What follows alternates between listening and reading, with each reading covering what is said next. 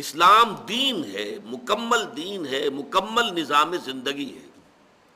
یہ اپنا غلبہ چاہتا ہے. جب یہ غالب ہوتا ہے تو دین ہوتا ہے، جب مغلوب ہوتا ہے تو مذہب بن جاتا ہے. مذہب اور دین میں فرق کیا ہے؟ مذہب صرف 3 چیزوں پر مشتمل ہوتا ہے. کچھ عقائد ہوں گے، کچھ مراسم عبودیت، ریچولز، اور کچھ سوشل فنکشنز، کسٹمز. بچہ پیدا ہو تو اس کو کیسے سیریمنی کیا ہونی چاہیے، عقیقہ ہو، بیپٹائز کیا جائے، کیا کیا جائے. کوئی مر جائے، ڈیڈ باڈی جو ہے اس کو ڈسپوز آف کیسے کیا جائے، جلایا جائے، دفن کیا جائے، کیا کیا جائے. کوئی تہوار منانے ہیں. یہ 3 چیزیں جو ہے یہ مذہب ہے.